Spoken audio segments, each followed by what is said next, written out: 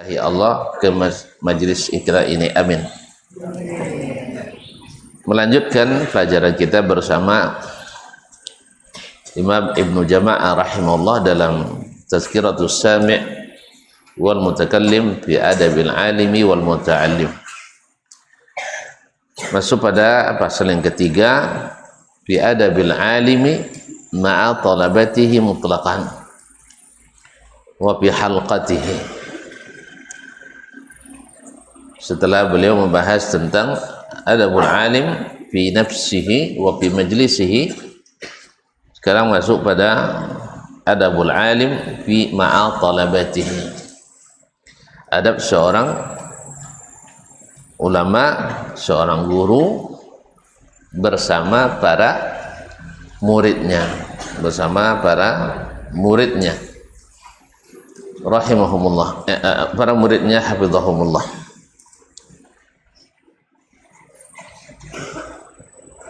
Yang pertama, wahwa arba'ata asyara naw'an. Ada sebanyak 14 macam akhlak atau adab seorang alim, seorang guru bersama murid-muridnya di majelisnya. Yang pertama adalah ikhlasun niyyah. Ikhlas an-niyyah, yaitu mengikhlaskan niat. Karena niat yang tidak ikhlas banyak masalahnya. Pertama, amal kita tidak dihitung. Kita capek tetapi tidak mendapatkan pahala. Kita susah tetapi tidak mendapatkan kebaikan. Maka seorang alim dalam menyampaikan atau mengajar mesti dengan niat yang ikhlas mengajarkan murid-muridnya. Yang kedua, niat yang tidak ikhlas juga membuat mengajar itu terasa membebani, berat.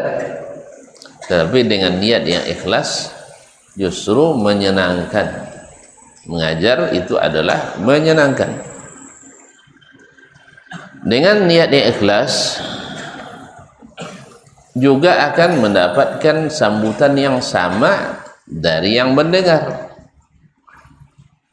Sering disebutkan oleh para guru kita, ma kharaja minal qalbi dakhala fil qalbi waqa'a bil qalb. Yang keluar dari hati akan masuk pula ke dalam hati. Artinya yang keluar dari hati yang ikhlas dari seorang guru, maka itu pula yang sampai ke dalam hati para muridnya.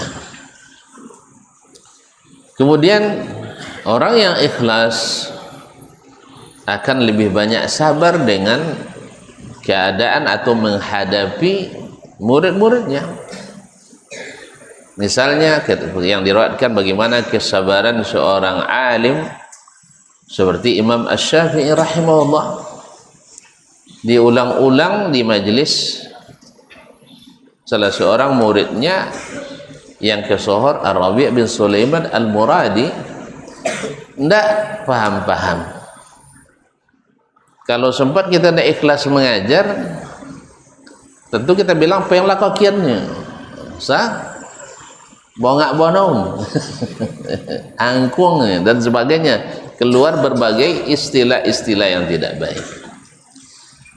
Tapi justru karena malu pada yang lain, Ar-Rabi' pergi. Nah, apa yang dilakukan oleh Syafi'i? Kalau dia tidak ikhlas, terserah mau pergi mau tidak, apa guna bagi saya. Tapi Imam Syafi'i langsung mencarinya ke rumahnya dan mengajaknya untuk belajar kembali dan menjelaskan kepadanya apa yang tadi dia tidak paham, sampai dia paham.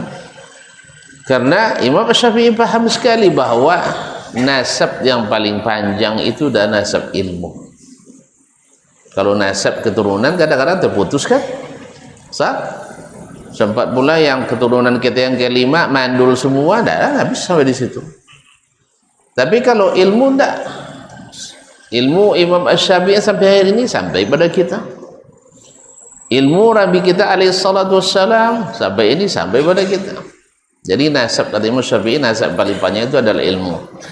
Maka di ayat Rabi' kita duduk kembali, kita pelajari apa yang tadi kamu belum mengerti sampai dia paham, sampai keluar perkataan Imam Asy-Syafi'i yang terkenal, ya Rabi', law istata'tu an ut'imaka ilman la at'amtuk. Andainya ilmu ini bisa diberikan dengan cara disuapkan, aku suapkan ilmu ini kepadamu. Jadi tidak bisa pakai disuapkan, harus belajar keras. Kalau bisa ditransfer aja melalui pepaya, melalui batang ubi, melalui botiak, atau melalui cewada, ya mudah sekali berilmu. Tapi ilmu ini harus berijtihad. Nah, karena dia berat, diperlukan niat. Qala rahimahullah, al-awwal ayaqsida bi ta'limihim wa tahzibihim wajallahi ta'ala.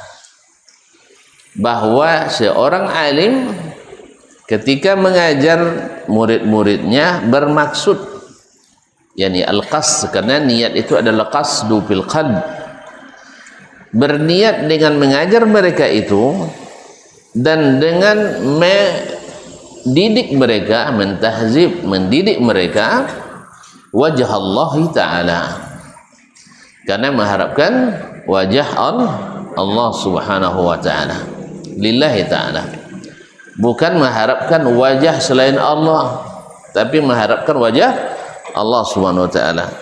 Kemudian wa nasrul ilmi wa ihya asy-syara', dengan tujuan pula menebar ilmu dan menghidupkan syariat.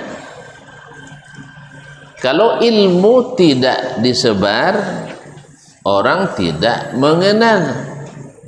Kalau orang tidak mengenal syariat, maka syariat tidak akan hidup. Kita ketika dulu kita belajar, tidak sesempurna kita belajar hari ini, banyak yang tidak kita ketahui. Karena dulu wirid potong komi cuma ya, hanya wirid potong komi yang intinya adalah kenduri, atau kendurinya makan lemak. Jadi kadang-kadang ya segitulah yang sampai barangkali di antara disebutkan oleh beliau-beliau itu. Semoga Allah menerima dan mengampuni dosa-dosa mereka dan merahmatinya. Dulu jarang kita mendapatkan hafiz atau santri yang hafal 30 juz, karena waktu itu sudah hafal juz 30 sudah digelar hafiz. Sah. Nah, sekarang Masya Allah kalau dibilang kita hafal juz 30, malu kita sekarang. Sah. Anak-anak Masya Allah sudah rata-rata hafiz 30 juz. Kemudian hadis dan sunnah waktu itu belum begitu menyebar. Walaupun hadis sudah sampai, tapi kan tidak seperti yang kita lihat hari ini, yang disebut dengan mengaji sunnah. Walaupun semua ahlus sunnah iya, cuman ya, termasuk rokok pun termasuk sunnah juga waktu itu. Rokok itu ciri khas ahlus sunnah. Jadi Buya waktu itu sambil berceramah, alhamdulillah, ayah wassalatu wassalam, sambil kadang ya. Jadi karena Buya semua begitu, maka jemaah pun sama. 2 Buya 5 ambui jemaah. Makanya di tiang-tiang itu banyak asbak rokok dulu. Jadinya sebab orang belum tahu atau tidak mau tahu bahwa rokok itu bukan ciri khas ahlus sunnah. Makanya kalau ada yang membalikkan itu kembali, itu membangkit batang terendah. Ya, ada yang nyambut bahwa Ahlus Sunnah itu mesti merokok buyanya. Itu buya lama. Nah, dulu alhamdulillah kalau pulang kita dulu pulang musabaqah Ustaz ya, tu dapat juara, dapat hadiah. Apa ancak hadiah untuk buya? Nampak paling ancak pria punya selera. Atau mutu berani diadu. Tahu? Nyalakan merahmu. Itu hadiah yang paling bagus untuk buya dan ustaz waktu itu. Kalau sekarang kalau kita bawa untuk buya pria punya selera, habis kita di pelasahnya kita pelasah. Jangankan bawa hadiah untuk beliau, kita aja terendus diketahui curi-curi mengasapi mulut, siap-siap untuk dipermasalahkan. Jadi oleh itu kaum muslimin muslimat, jadi kenapa? Karena ilmu tidak hidup sehingga syariat banyak yang mati. Oleh sebab itu mengamalkan ilmu menghidupkan syariat. Dulu kalau Ustaz, karena celana waktu itu sampai kelas 4 tidak ganti-ganti. Awalnya kelas 1 isbal, kelas 4 sudah cingkrang. Pas kelas 4 tu sering dikejar sama buya. Orang selawang dulu, selaw premannya. Dibilangnya celana cingkrang tu celana preman. Karena tahun 70-an dulu celana preman-preman, orang-orang apa namanya? Ya, artis, bintang film, penyanyi-penyanyi rata-rata cingkrang. Sehingga buya sabun itu celana preman. Kami tak tahu itu sunnah, bahwa membuka mata kaki bagi laki-laki adalah sunnah Nabi alaihissalatu wassalam. Allahu alam tidak pernah dibahas waktu itu. Sekarang kita jadi tahu sahih. Dulu tidak ada pembicaraan tentang, hampir-hampir tidak ada ya, bid'ah hasanah, bid'ah dhalalah. Setelah mengaji kita tahu ternyata kullu bid'atin hasanah. Kullu bid'atin hasanah bagi pemeluk-pemeluknya, bagi pecinta-pecintanya. Tidak ada bid'ah yang tidak hasanah bagi yang penyuka.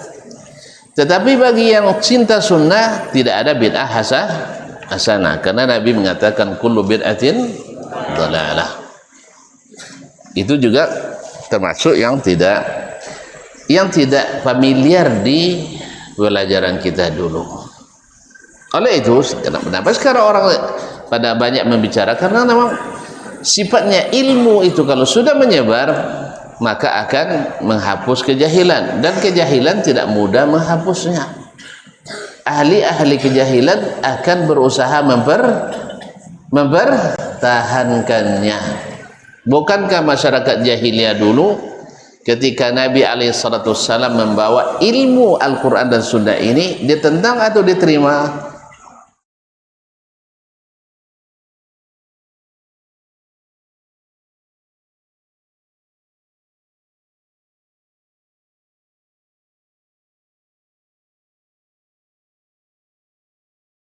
Nah, kalau ada orang jahil hari ini yang menentang sunnah Nabi alaihissalam karena memang belum berilmu, sehingga an-nasu aduhuma jahilu, manusia itu cenderung memusuhi apa yang dia tidak ketahui. Baiklah ikhwani, para santri yang saya muliakan, kemudian saya melanjut wa dawam zuhuril haqqi wa khumulal batil, sebagaimana dia niatkan supaya kebenaran itu senantiasa zahir selamanya. Senantiasa zahir artinya menang dan dominan selamanya. Wa khumulal batil, sebagaimana kita ingin menghapus atau membuat lemahnya atau tidak dikenalnya kebatilan. Jadi bukan kebatilan yang dominan, tapi kebatilan tu dilupakan orang. Kalau di ketika kejahilan yang dominan, tentu kebatilan yang nak tampil ke atas, ke permukaan, sehingga yang dikenal adalah kebatilan dan ahli batil. Tapi ketika ilmu menyebar, maka yang dikenal adalah ilmu dan kebenaran, sedangkan kebatilan akan mengerucut sendiri. Wa dawama khairul ummati bi kathrati ulama'iha. Dia niatkan pula semoga kebaikan umat senantiasa banyak. Dengan apa? Bi kathrati ulama'iha. Karena kebaikan itu senantiasa bertahan kalau ulamanya banyak. Jadi oleh sebab itu seorang guru tak boleh khawatir. Ini kan penyakit juga bagi sebagian. Kalau pandai lo muik pada awaknya, tak impik gelombangnya. Kan ada gitu ya? Ada yang khawatir muridnya lebih dikenal dari dirinya. Padahal sebenarnya murid lebih pintar dari guru, tanda guru berhasil mendidik. Sah? Kemudian murid tak akan pernah bisa melepaskan dirinya dari gurunya. Pasti walaupun dia tidak mengakui, tapi orang tahu bahwa dia hebat itu karena pernah mondok di Al-Madaniyah. Sah? Dia hafiz Quran karena pernah di Al-Madaniyah. Orang tahu semua. Ya, pimpinan tertinggi Al-Madaniyah adalah Buya Ki Haji Ismail Ramli LC. Doktor, tidak bisa dihapus. Dicoba orang hapus, nanti sayang hidupkan kembali itu. Bahwa ini murid Sianuk. Sahih? Tapi kalau guru yang terkenal, bisa saja dia tidak mengakui muridnya. Sah? Misalnya, ia pernah pada niat pitongkau dulunya, misalkan. Tapi kalau murid tidak bisa menghilangkan nama. Oleh sebab itu, berbahagialah bila murid kita lebih hebat dari kita. Sama juga anak kita lebih hebat kita, tidak ada masalah. Tidak akan lepas. Bahkan mohon maaf, lawan kita pun kalau lebih hebat dari kita, terangkat tidak kita? Weh, lawan kita lebih hebat, terangkat tak kita? Andainya Ustaz main bertanding main bola sama Ronaldo CR7, kira-kira hebat tak saya? Hebat, walaupun kalah 19-0 tapi sudah tercatat pernah bertanding dengan CR7. Sah? Kalian kan tak pernah kan? Itu. Jadi ambil positifnya. Jangan main-main tu lawan ustaz tu, ustaz itu lawannya orang hebat. Makanya sebenarnya kita tidak perlu khawatir orang lain lebih hebat dari kita. Jelas? Jadi kalau ada kawan hebat, didorong terus supaya jadi orang hebat. Ya, awak contoh tak bisa sehebat nyor kan? Iya, nyelapan 10 apa sajus tebata-batanya, dorong dia, beri semangat. Kalau perlu selamanya bersamanya. So kalau jadi uang ayahnya ya, dia jadi sopir uangnya. Sah? Lumayan sopir presiden, sopir gubernur, sah? Asal jangan melenceng dari jalur. Dah. Jadi ikhwani kaum muslimin dan muslimat dirahmati Allah, jadi kita ingin dengan menyebarkan ilmu itu supaya umat senantiasa dalam kebaikan yang banyak dengan banyaknya para ulamanya. Jadi buatlah sekolah. Makanya ketika ada orang bilang, Ustaz tu buat sekolah lah di tibunnya ya, Ustaz saya buat sekolah lah di sekolah situ, ancak mana bakuang bui awak deh, bakuang bui berarti berkurang kerja. Sah? Berkurang kerja. Kalian nak kojo banyak atau kojo setek? Lebih mudah kerja sedikit. Sah? Jelas? Jadi makanya bahkan saya katakan segala sesuatu yang bisa dikerjakan orang lain dalam dakwah ini berarti sudah menggantikan posisi kita lebih maju. Kita pekerjaan tidak ada kurangnya dong. Ya pekerjaan banyak sekali. Walhamdulillah. Oleh itu jangan pernah khawatir, lanjut terus. Ada orang bikin sekolah di samping sini misalnya, jangan takut. Kalau perlu merger atau bekerja sama. Ya, kalau dia yang maju, dia yang akuisisi kita. Kalau kita yang maju, kita yang akui dia. Dan seterusnya. Aman kan? Aman, karena kita perlu sebanyak mungkin ulama. Karena kalau ulama banyak, umat dalam kebaikan. Tidaklah lahirnya aliran-aliran yang menyimpang, tidak lahirnya kesesatan, tidak banyak kemaksiatan, kecuali karena ulamanya kurang. Yang banyak orang jahil. Tentu orang jahil lantiangan ya. Kalau sempat di sebuah kota itu 500 ulama, ya pentolan kejahilan hanya 50. Segan dia sama ulama itu. Tapi kalau seandainya di kota itu 5 juta yang jahilnya, 50 cuma ulamanya, tentu lantiangannya. Wak buat ke wang ibu ya tu deh 5 awang namanya. Hanya 50 orang. Paham tak? Tapi kalau seandainya banyak ulama, maka kekuatan itu akan menjadi orang akan mempertimbangkan untuk melakukan penyimpangan dan kemaksiatan. Banyaknya tempat-tempat maksiat, banyaknya aliran-aliran menyimpang karena tadi ulamanya kurang. Sehingga lahir kejahiliaan. Lahir adalah kejahiliaan. Oleh sebab itu maka niatkan supaya umat ini dalam kebaikan selalu dengan banyaknya para ulama. Kemudian dia niatkan waqtinaba thawabahum, dan juga niatkan seorang guru berniat dengan mengajar ini saya akan dapat pahala mereka. Bayangkan kalau sempat saya jadi dosen, setiap yang tamat wisuda diangkat bekerja, dan setiap bekerja mereka dapat gaji, saya juga dapat gaji yang sama. Semangat enggak? Misalnya Ustaz Is sekarang semua yang tamat Madaniyah dapat gaji sebulan per orang 5 juta. Setiap orang masuk ke rekening Ustaz Is tanpa mengurangi jatah orang itu. Semangat tak ngajar Ustaz? Semangatlah. Jadi niatkan. Hakikatnya ketika kita mengajar, kalau ilmu itu disebar dan ilmu itu dihafal dan diajar, maka kita dapat pahala orang yang mengamalkan. Man dalla ala khairin kafa'ilihi. Siapa yang menunjukkan jalan kebaikan dapat pahala seperti yang mengerjakan. Orang terima gaji, kita juga terima gaji. Semakin banyak gaji kita. Jangan lupa itu. Boleh kan? Boleh tak? Kan tak mengambil bagian dia.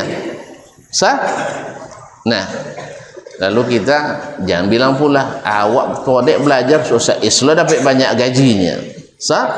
Tak ada masalah. Kalian ajar pula orang nanti. Punya pula murid-murid, buka pula sekolah tahfiz. Nanti punya pula murid-murid, mungkin lebih daripada Ustaz Is dapat gaji. Nah, karena itu berlaku berjenjang, atau dengan istilah MLM, multi level marketing halal. Ini halal karena Allah yang memberikan. La yanqusu min ujurihim syai'an, tidak mengurangi pahala mereka sedikit pun. Paham? Nah, bahkan kalau orang yang melakukan itu ya tingkat keikhlasannya tinggi, maka dia dapat gaji bonus lebih banyak. Kalau Ustaz Is dapat gaji pokoknya, paham? Hanya dapat gaji pokok. Tapi kalau yang melakukan dapat bonus dan insentif lainnya atau tunjangan-tunjangan lainnya. Baiklah, ikhwani wa akhwati billah, wa tasili thawabi ma yantahi ilaihi ilmuhu min ba'dihim. Bahkan kita niatkan mendapatkan pahala orang terakhir yang mendapatkan ilmu ini. Kan ilmu ini turun-temurun diwariskan kan, semua itu dapat bagian kita. Semua itu bagian kita. Niatkan itu. Karena itu adalah niat yang disahkan oleh Allah Subhanahu wa taala. Wa barakata du'aihim lahu wa tarahhumahum alaih. Oh, iya juga. Kita juga berharap keberkahan doa mereka dan tarahhum murid-murid setelah kita meninggal. Kira-kira kalian kalau sudah mati ada doa kalian doakan? Ada kan? Minimal hari matinya jangan. Inna lillahi wa inna Allahumma ufir lahu warhamhu wa'afihi. Masa itu aja tak mau kalian doakan? Sah? Asal sampai berita mati Ustaz Dasman katanya. Ya, kalau boleh mati itu, ya saya minta pada Allah, aminkan ya. Malam ini saya ngaji, besok subuh setelah sholat subuh saya mati. Tapi bukan subuh besok, iya. Maksudnya jangan lama-lama sakitnya. Bilang amin. Amin. Nah. Malamnya masih ngajar hadis atau ilmu, besok subuh setelah sholat subuh meninggal. Sah? Alhamdulillah. Tapi jangan besok subuh ya. Besok subuh saya dah janji besok. Nah. Tapi kalau begitu ajal wajib kita terima. Mudah-mudahan dalam keadaan husnul khatimah. Nah, ilmu yang saya ajarkan, kalau saya dengan niat yang ikhlas, saya niatkan pula mudah-mudahan nanti didoakan oleh murid. Rasanya kalau mati saya mustahil pula tidak ada satupun murid yang mendoakan, sah? Kecuali jahat betul saya. Enggak ya? Kan enggak kan? Alhamdulillah baik betul enggak juga. Tapi jahat betul juga tidak. Minimal kalaupun jahat guru kita bilang semoga Allah mengampuninya, sah? Semoga Allah memang maafkan. Guru, dulu memang aku dendam, tapi sekarang tiada lagi yang dipendam. Sah? Alhamdulillah sudah aku maafkan semua. Jelas? Jadi subhanallah, niatkan itu semua dapat barakah doa mereka. Wa dukhulahu fi silsilatil ilmi baina Rasulillah sallallahu alaihi wasallam wa bainahum, dan bahagia ketika kita masuk dari rantaian ilmu antara murid dengan Rasulullah sallallahu alaihi wasallam. Oleh sebab itu mesti antusias dan semangat selalu, jangan masukkan yang bukan dari Nabi dalam silsilah ilmu kita. Sah? Berupayalah yang diberikan itu yang teraplikasi murni dari Nabi alaihi salatu wassalam. Yang diada-adakan orang hapus saja dulu. Yang diada-adakan karena Nabi melarang mengada-ngada. Biarlah yang pasti, karena yang pasti dari Nabi itu pasti diterima. Tapi yang diada-adakan oleh orang lain itu belum tentu diterima, dan justru lebih pasti ditolak karena Nabi kita bilang, man amila amalan laisa alaihi amruna wa huwa raddun. Oh, kalian salah paham tuh katanya. Lah enggak apa-apa, yang penting sepaham dengan Nabi. Daripada betul paham tapi betul-betul bercanggah dengan pemahaman Nabi. Nabi bilang kullu bid'atin dalalah. Lalu ada yang bilang kullu bid'atin hasanah. Tentu beda mazhab dengan Nabi. Sah? Kalau beda mazhab dengan Nabi, yang mana kita ikuti? Mazhab Nabi alaihi salatu wassalam. Ma'asyiral kiram dirahmati Allah Subhanahu wa taala. Kemudian wa idadahu fi jumlati muballighi wahyillahi ta'ala wa ahkamihi. Dan niatkan pula semoga kita termasuk, yakni guru, seorang alim, meniatkan supaya termasuk dalam bilangan orang-orang yang menyampaikan wahyu Allah dan hukum-hukumnya. Kita jadi pos yang menyampaikan pesan-pesan ilahi kepada murid-murid ini. Kalau pesan Allah yang kita bawa, kita orang penting enggak ya? Coba lihat ketika Mayor Teddy ya, jadi ajudan Pak Prabowo, jadi orang penting enggak dia?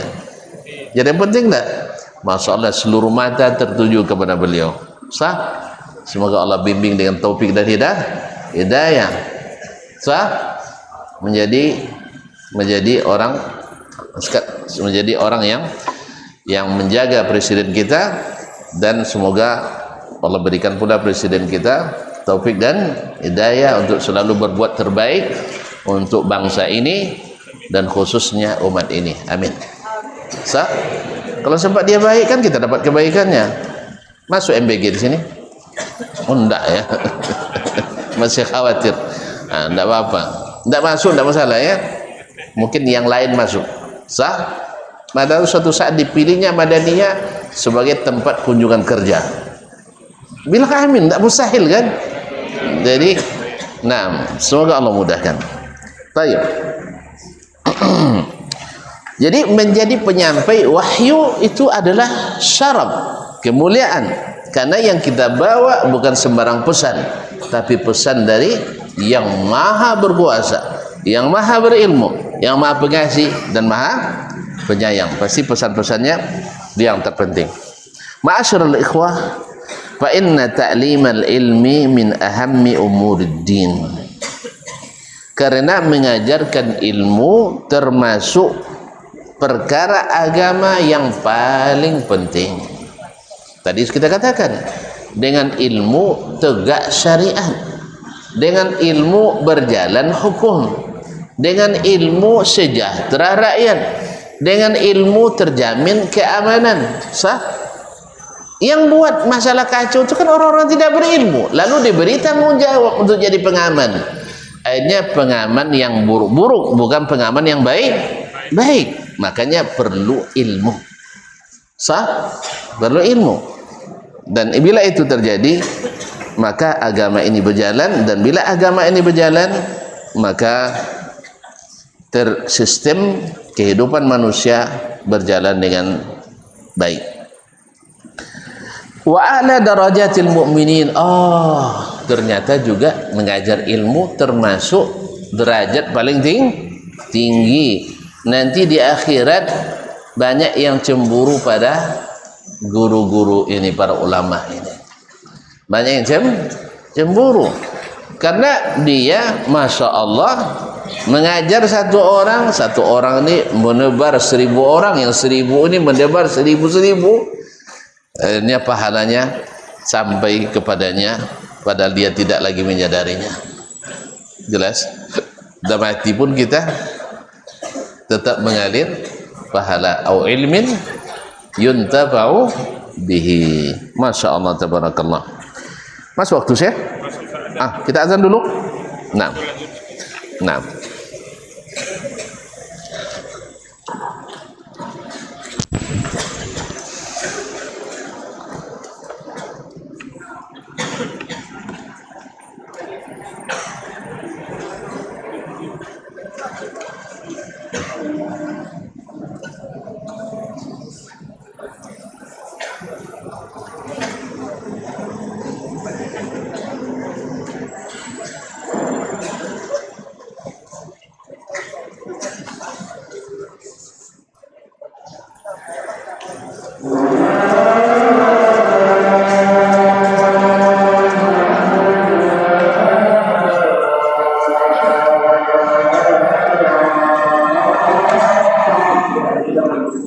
Allah berallah.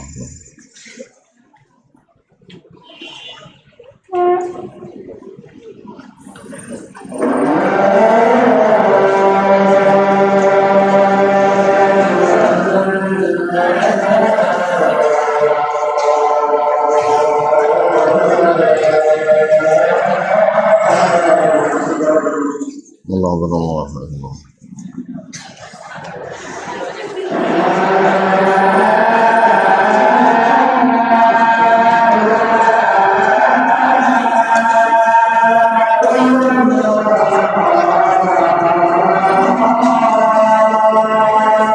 أشهد أن لا إله إلا الله.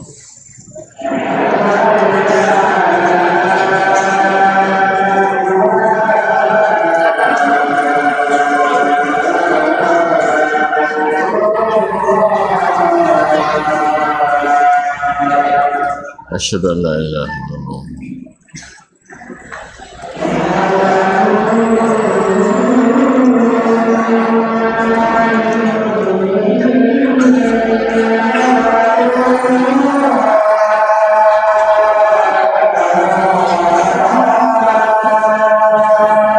أشهد أن محمدا رسول الله.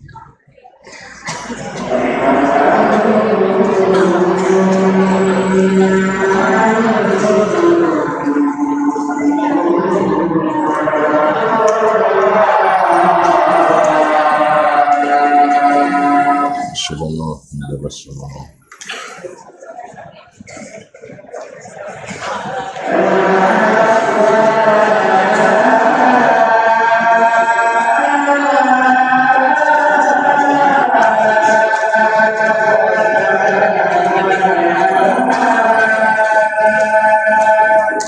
لا حول ولا قوة.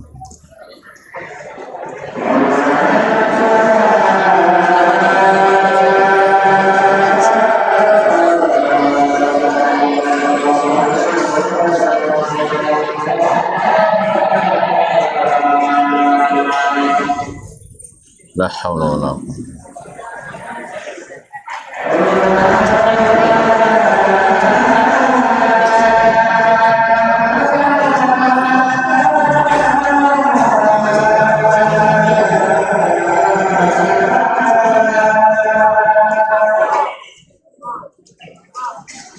لا حول ولا قوة.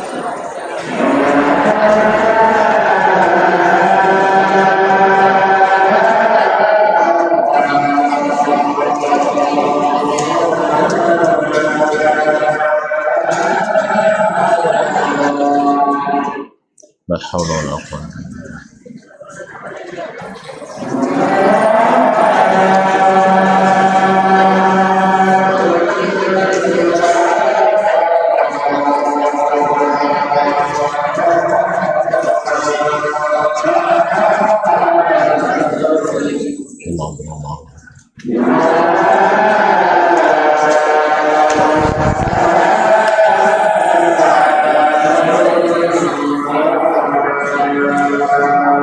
ونشهد أن لا إله إلا الله.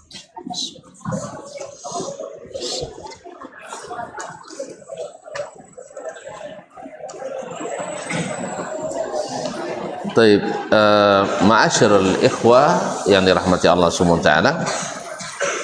Tadi dari pemaparan Syekh bahwasanya kita mesti meniatkan ini dan itu semuanya, yang semuanya adalah kebaikan yang disahkan dan boleh diniatkan, karena itu adalah sesuai dengan anjuran Allah dan Rasulnya Sallallahu Alaihi Wasallam. Dan ingat, seperti kata Imam Al-Qasimi rahimahullah dalam Al-Wa'dul Matlub min Qudil Qulub, ketika beliau membahas tentang pengaruh niat terhadap amal, bahwa semakin banyak yang kita niatkan dari suatu amal, semakin besar dan semakin utama amal itu. Maka tadi saya dari awal meniatkan mengajar, mendidik itu untuk mendapatkan wajah Allah, kemudian untuk menebar ilmu, menghilangkan kejahilan, menghidupkan syariat, berniat supaya semakin banyak ulama di umat ini, sehingga kebaikan semakin banyak. Kemudian niatkan pula masuk dalam silsilah rantaian ilmu antara kita dengan Rasulullah Sallallahu Alaihi Wasallam. Kita bagian daripada silsilah itu. Ini juga silsilah kebaikan. Kemudian berharap pula kalau mereka jadi ulama, orang-orang berilmu, jadi orang saleh, mendoakan kita setelah kita tiada. Ini semua menambah kebaikan amal kita mengajar itu, karena niatnya banyak. Maka Nabi katakan innamal a'malu binniyat, dengan banyak niatnya. Baik. Kemudian bahwasanya terakhir boleh katakan bahwa mengajarkan ilmu termasuk perkara agama yang paling utama, sah, dan yang paling tinggi derajatnya. Tahu tak tuan-tuan? Mengajar ilmu itu derajatnya tinggi sekali. Sah? Bahkan seperti kata Az-Zuhri, ta'limu sunnatin, mengajarkan satu sunnah, khairun min ibadati sanatain, lebih afdal daripada ibadah 2 tahun. Maksudnya ibadah sunat 2 tahun. Naam, talabul ilmi sa'atan khairun min ibadati sana, kata Nabi alaihi salatu wassalam. Menuntut ilmu sesaat lebih afdal daripada ibadah sunat setahun. Tahu tak kenapa? Karena ibadah sunat tadi tidak berlaku sistem LMLM. Sah? Manfaatnya hanya untuk diri sendiri. Sedangkan mengajarkan ilmu, manfaatnya berkembang untuk banyak orang. Maka semakin besar manfaatnya, semakin besar kebaikan dan pahalanya. Jelas? Taib. Jadi kalau jadi guru jangan lupa meniatkan ini ya. Qala Rasulullah sallallahu alaihi wasallam, kemudian beliau mengambil atau menyebutkan salah satu dalil untuk menunjukkan kebesaran mengajar tadi. Qala rahimahullah, qala Rasulullah sallallahu alaihi wasallam, Rasulullah sallallahu alaihi wasallam bersabda, innallaha wa malaikatahu, dah itu ayat tuh. dah mulai ini bahaya ni mak ni, baca innallaha wa malaikatahu yusallun. Innallaha wa malaikatahu wa ahlas samawati wal ardi hatta an-namlata fi juhriha yusalluna ala muallimin nasil khair. Sesungguhnya Allah dan para malaikat serta penduduk langit-langit, kan langit banyak lapisnya, kemudian bumi, hatta namlah, sampai semut. Mak semut banyak apa sikit? Banyak ya. Fi juhriha, di dalam sarangnya, yusalluna ala muallimin nasil khaira. Apa makna yusallun? Berdoa. Berdoa untuk pengajar kebaikan kepada umat manusia. Dan pengajar kebaikan adalah pengajar ilmu.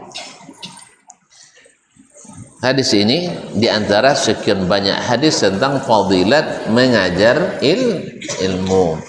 Seperti khairukum man ta'allama al-Quran wa 'allamahu, naddarallahu ra'an sami'a minni hadithan fawa'ahu thumma ballaghahu farubba mubalaghan aw amin sami', dan seterusnya.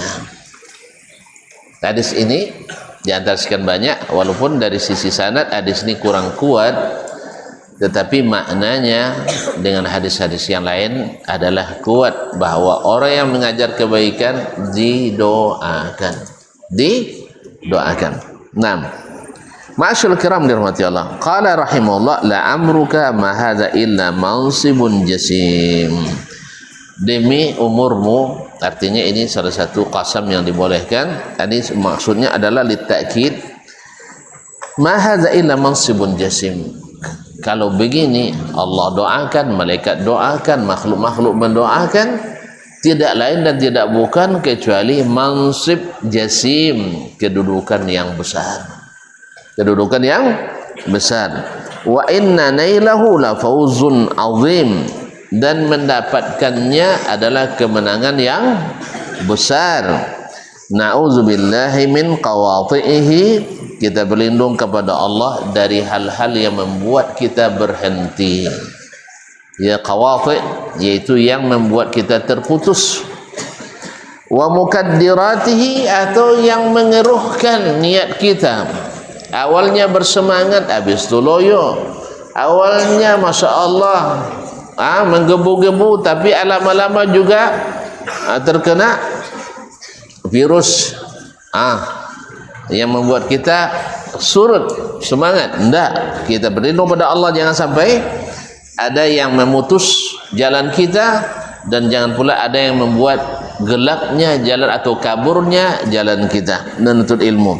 Wa mujibati hirmanihi wa fawatihi, dan hal-hal yang mengakibatkan kita tidak mendapatkan ilmu. Apa yang tidak mendapatkan ilmu tidak ikhlas. Apa yang menyebabkan kita tidak mendapatkan ilmu, dapat kebaikan adalah maksiat. Apa yang ini dan sebagainya durhaka. Apa yang menyebabkan kita dapat ilmu juga bid'ah. Sah? Karena bid'ah itu menghalangi ilmu. Ya, karena kalau dia di atasnya bid'ah, ilmu tidak mau berkawan. Kalaupun berkawan, rusak ilmu dibuatnya. Rusak ilmu dibuatnya. Oleh itu, kita berharap kepada Allah SWT jangan sampai ada hal-hal yang memotong kita, menghentikan jalan kita, mengaburkan, menggelapkan jalan kita, atau menyebabkan kita tidak berhasil mencapai dan mendapatkannya. Amin ya rabbal alamin. Oleh itu, kalian, kita semua jangan sama sekali tidak menjadi guru kebaikan. Niatkan ya, apapun profesi nanti. Kalau profesi kan tidak ada masalah, jadi manajer, tapi di kantornya, di perusahaannya orang ngaji semua, sah? Yang tidak sempat undang Ustaz Is nanti, sah? Kan ada murid yang berbakti lagi Ustaz ya, tidak sempat Ustaz Is, cucu saya, saya kan tidak ada lagi waktu itu, sah? Masih ya? Kan tadi besok. Nah, kalau tidak ada lagi murid-murid saya, sah? Atau kalian misalnya nak jadi pilot, mana tahu kan? Besok kalau ada pilot, pramugarinya bercadar semua. Mungkin enggak? Kan kita yang atur, yang punya pesawat kita, pilotnya kita, sah? Iya, kita ganti, sah? Yang biasanya membuat maksiat dengan melihatkan aurat, besok menjadi wanita-wanita taat. Paham? Kan tidak ada masalah kan? Dokter bisa bercadar, pilot bisa bercadar, tentara pun bisa bercadar, sah? Tidak tahu kalian? Ada seorang, tapi cerita lagi saya lama nanti. Tapi ciri singkat saja, di sebuah peperangan ada seorang wanita bercadar mengalahkan panglima orang kafir itu. Bisa kan? Bisa kan? Mau tahu? Cari cerita sendiri nanti. Jadi banyak, sah? Bahkan di jadi tertutup muka tidak menghalangi tugas. Hanya syaitan-syaitan saja menghiasi. Kalau nanti pakai cadar tidak bisa melayani. Supaya nanti musafirnya tidak kena musafir tanpa mahram, maka kita tugaskan suami-suami mereka sebagai pramugaranya, sah? Jadi yang berhak jadi pramugari sini mesti bersuami dalam tugas, sah? Kalau tidak ada suaminya, kita pilotnya yang menikahinya. Kan boleh lebih dari satu kan? Sah? Akhirnya dia musafir dengan suaminya. Aman? Sekarang belum bisa karena rata-rata orang tak berilmu, sah? Tidak bisa. Makanya giatkan ilmu di mana-mana, sah? Giatkan ilmu di seluruh bidang. Tentu akan ada penghalang, wajib. Karena ini ada penghalang, orang-orang jahil akan selalu menghalangi ini. Tapi alhamdulillah kita dibuka kesempatan luas-luas oleh Allah Subhanahu wa taala, kemudian oleh oleh aturan dan perundangan bahwa kita bebas menuntut ilmu dengan syarat ilmu yang benar. Dah, siap jadi guru ya? Insinyur ngajar juga, dokter ngajar juga, sah? Bankir ngajar juga, politikus ngajar juga, sah? Ada politikus? Mau kalian jadi politikus? Tidak mau. Kenapa? Kan perlu juga ahli politik kita. Jadi harus, pokoknya kalau diisi orang berilmu, maka segala sesuatu itu kan menjadi baik. Buktinya di zaman Nabi, buktinya zaman Khulafa, buktinya zaman Umar bin Abdul Aziz, sah? Dan buktinya hari ini masih kita buktikan di negeri yang ilmu banyak, maka keamanan, kemakmuran lebih terjamin, sah? Tapi di mana banyak kejahilan, akhirnya banyak golongan-golongan sehingga tidak aman, kemudian juga tidak nyaman, sehingga terjadi perselisihan yang tak berkesudahan. Ini memprovokasi, ini menghasut, ini memfitnah, ini bicara tanpa ilmu, akhirnya umat terpecah-pecah berkeping-keping. Semoga Allah SWT menjadikan di tangan kalian nanti para ulama semakin banyak, sehingga negeri ini semakin adil, makmur, aman dan sentosa. Kalau jadi presiden nanti mana tahu, sah? Jadi presiden, menterinya ngaji semua, sah? Ya, diwajibkan solat subuh wajib berjamaah. Kalau 3 kali tidak, ganti di reshuffle, sah? Kalau tidak, yang penting ikut rapat walaupun tidak solat. Itu kan payah jadinya. Padahal taufik itu ada pada orang yang menjaga solat, bukan yang senantiasa rapat. Saya sudah mencoba itu, hampir berkelahi di rapat, selerai dengan solat. Alhamdulillah selesai solat 15 menit, selesai rapat, habis itu makan bersama. Sah? Kalau sempat dilanjutkan jadi tidak solat, lama debatnya, lama berkecamuknya, dan solat tinggal, makan lambat, sah? Makanya nanti kalau kalian jadi pimpinan rapat di dewan misalnya, kalian adalah orang yang paham bahwa solat adalah pencari inspirasi, penyelesai dan pencari solusi dalam banyak masalah. Jangan dijadikan solat sebagai pengganggu, sebagaimana kebanyakan hari ini menganggap masuknya waktu solat sebagai pengganggu acara. Kita jadikan acara utama kita adalah solat. Jelas? Perlu ulama ya. Rajin-rajin belajar. Pokoknya jangan pikir jadi apa jadi pekerja. Kerja itu banyak, yang kurang adalah ilmu. Kerja banyak, yang kurang adalah PT. Tidak masalah kurang PT, tapi rezeki banyak, sah? PT biar kurang tidak masalah, tapi biar rezeki banyak. Wallahu ta'ala alam wa sallallahu ala nabiyyina Muhammad wasallam. Mohon maaf dan terima kasih, sekira jelas sekali, tidak ada yang perlu ditanyakan lagi. Wassalamualaikum warahmatullahi wabarakatuh.